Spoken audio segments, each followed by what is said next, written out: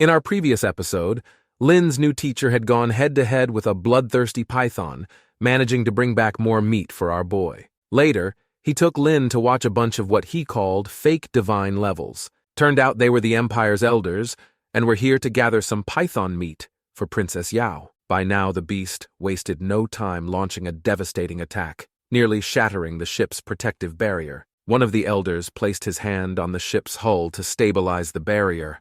Almost instantly, a massive blade materialized on the ship, slicing down toward the python. The creature wasn't having any of that, so it retaliated by unleashing a fierce bolt of lightning from the sharp horn on its head. That's when 4 elders sprang into action, leaping off the ship and charging straight at the beast. Lin watched with amazement, treating this as a valuable lesson. If this was how top-tier professionals fought, he needed to take notes. But his teacher just scoffed, making it clear that real divine-level professionals didn't fight like this. Lin wasn't sure what he meant. Yan then explained that true divine-level beings almost always fight alone, with no backup and no teams either, still capable of unleashing their full strength alone. But this was something Lin wasn't ready to grasp just yet. When the time comes, White Divine will teach him. Thinking it over, Lin realized that both of his teachers were the lone wolf type. Maybe that really was the mark of absolute strength. Meanwhile, the battle intensified.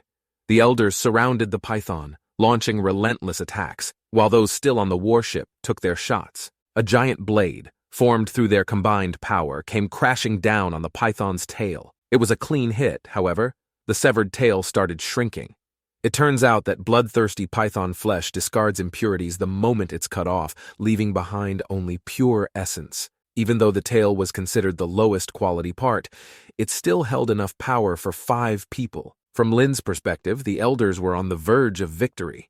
In fact, they might even be able to take down the bloodthirsty python. But his teacher just laughed, saying there was no way they were winning this fight. As a matter of fact, if they didn't get the hell out of there, they might not make it out alive, unless, of course, they asked him for help. That was when the elders scrambled to their feet. Grabbing the severed tail, they didn't waste another second before yelling for a retreat. Princess Yao, however, was completely lost. She also believed the battle looked like it was in their favor. So why were they suddenly panicking? Before she could figure it out, a deep, chilling roar cut through the air. It wasn't particularly loud, but it carried far as if calling for help. This only made the elder more anxious. The one steering the ship pushed the vessel to its maximum speed, insisting that this was as fast as it could go. The ship bolted toward the horizon, but Yan was looking in the opposite direction, grinning. He casually asked Lin if he thought they could actually escape. Then, suddenly, the ship stopped. A thick metallic scent filled the air. The smell of blood was so rich that Lin, for some reason, felt an odd craving for something to eat. But before he could process it, an even larger python appeared. But this one made the last one look like a mere snack. It was hundreds of times larger, and the warship in front of it seemed almost laughably small. Turned out that this was a level 96 divine devouring blood dragon. A monstrous claw slammed onto the ship, gripping it tightly, squeezing the protective barrier like it was a toy. Yao stared, frozen in disbelief. Meanwhile, the elders were in full-blown panic. They hadn't expected it to appear this quickly. Desperate, they finally called for Yan's help. Yan burst into laughter. This was exactly as he had predicted. Did they really think getting bloodthirsty python meat would be that easy? He couldn't help but mock them a little, but of course, he wasn't about to sit back and let them die. In the next instant, his aura exploded. He flew into the air while raising his blade, and with a single slash, powerful sword energy cut through the beast's claw, leaving a deep cut while freeing the ship. But the beast wasn't going down without a fight. Its entire body crackled with electricity before unleashing a storm of lightning bolts, each one strong enough to obliterate the ship. Yet around Yan, a bunch of rings appeared, applying him with all sorts of buffs. In the blink of an eye, hundreds of slashes tore through the air, every single one landing with terrifying precision. The boss roared, summoning even greater thunderbolts in an attempt to retaliate, but Yan managed to use the same skill again. Lin could only stare in awe. So this was the power of a divine level? No skill cooldowns, no limitations, just pure, overwhelming strength. Every single strike was as strong as a forbidden spell. Even with his skeletal armor, summon lifelink, and damage transfer, He didn't think he had any chance of surviving an attack like that. His skellies would likely be wiped out in an instant. Just the thought that he had once dared to pick a fight with something on this level humbled him real quick. On the other side, Yao was having her own realization. Her father had often mentioned Lord Berserk, but she had never fully grasped what that meant until now. Watching the battle unfold, it was hard to believe that a single person could fight a monstrous beast like this head-on without getting instantly crushed. The fight between the two was relentless. They seemed evenly matched, at least at first glance. The giant python opened its mouth and unleashed another bolt of lightning. Yan deflected 2 strikes with his blade, but the impact was enough to reopen an old wound. He let out a low grunt, clearly annoyed. In the blink of an eye, he reappeared right in front of the python, his blade already mid-swing. A deep, brutal slash tore through the beast's flesh. Lin's eyes widened as he spotted inside the creature's chest what looked like a chunk of flesh carved away near the heart. That must have been the piece his teacher had given him. Suddenly, Yan materialized right in front of him, grabbing him by the collar before taking off at full speed. Yan just laughed, saying that the beast was about to go berserk. He explained that the smaller ones were called bloodthirsty pythons, but when they evolved, they became divine devouring blood dragons. After some time, they got to safety. He then asked Lin what he thought about the battle. Lin thought for a moment, then said even the smaller bloodthirsty python was far stronger than the ancient phoenix he had encountered in the eternal trial grounds, but he wasn't sure how it compared to the ancient dragon. After hearing this, Yan came to a sudden stop. He asked Lin if he had actually seen the ancient dragon, to which Lin nodded. That's when Yan took off his shirt, revealing a massive scar running from his shoulder all the way down to his abdomen. Lin is fully aware that the divine level has insane healing abilities. A scar like that wouldn't just stay unless the person chose to keep it, which meant this was a scar his teacher wanted to remember. Yan took a deep breath and started explaining. He had challenged the ancient dragon 3 times. The first time he was level 69. Nice.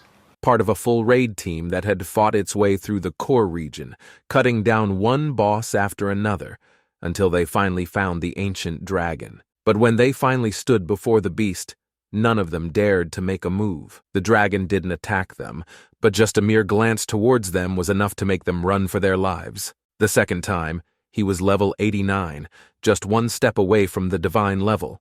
He found a way back to the upper core region through a time-space passage. But just as he was about to attack, the dragon lazily swiped a claw, which was enough to send him flying out of the core zone like he was nothing. The third time he was level 93. He found the ancient dragon once again, and this time he was here for revenge. But once again, it ended in a single move. But this time, the dragon spoke. It told him he was still too weak. At that very moment, Yan wasn't even focused on what it said. He was just stunned that it could talk. Despite how casually his teacher told the story, Lin couldn't shake the thought. Just how strong was that dragon if even his teacher wasn't its match? But he wanted to know how Lin managed to run into it. With that, our boy began recounting the story. He was just as surprised, because who would have thought a boss could actually talk? Yan later explained that the stronger a boss was, the higher its intelligence. Even so, that ancient dragon might be the only one capable of speaking. Since it had offered Lin a deal, it clearly saw something valuable in him. Yan advised that when he became strong enough, he should return to the core region and find out for himself. Before long, they arrived back at the small house. Yan slowly made his way into the house, his back turned to Lin as he spoke. The job Old White had asked of him was done. Lin had learned what he needed, and it was time for him to leave. Before going, Yan reminded him to pour all of his killing intent into the domain stone whenever he could. That thing had been sitting in his hands for years. Hopefully, Lin would be the one to make proper use of it. Lin stood there for a moment. The domain stone was clearly no ordinary item, but what stood out to him more was just how much Yan had done for him. And yet, there was something he still didn't understand. Why did someone so powerful choose to live in isolation? Instead of leaving right away, Lin stepped inside, poured a cup of tea, then knelt down and respectfully held it up. Disciple Lin offers tea to his teacher. Yan glanced at him, momentarily surprised. Then he burst into laughter. With a grin, he took the tea and drank it all in one go, shaking his head in amusement. Saying now, he understood why White Divine liked this kid so much. Setting the cup down, he waved Lin off, telling him to hurry up and complete his second-class transfer. Lin gave one final bow before stepping outside. Returning to Xiajing Academy, he was greeted by the bright sun and the fresh scent of the air. It all felt strangely distant, as if he had been away for years instead of days. That's when Princess Yao spotted him. Curious, she approached him in a quite arrogant tone, demanding to know his name. Beside her stood an elder, but Lin barely spared them a glance. He turned slightly, then walked away without a word. The two of them stood there, momentarily stunned. Yao frowned, muttering about his complete lack of manners. Was he really so arrogant just because he was the Lord Berserk's disciple? The elder comforted her, saying if Lord Berserk had taken an interest in this boy, then he was no ordinary talent, and top prodigies often carried a certain level of pride. Still, he reminded the princess that after eating the bloodthirsty python meat, she needed to focus on leveling up. The king had already prepared everything necessary for her second-class transfer. Yao huffed in annoyance but didn't argue. Meanwhile, Lin made his way back to the small courtyard where only Meng Anwen was waiting for him. At a glance, Meng could tell that the killing intent surrounding Lin had faded, and his stats had improved significantly. It seemed old Yan had taken quite a liking to the kid. Meng then tells him that his teacher has already paved the way for his second-class transfer. Now, all that was left was for him to level up. Once he hit level 40, he could return. And just like that, it's time for our boy to get back on that grind.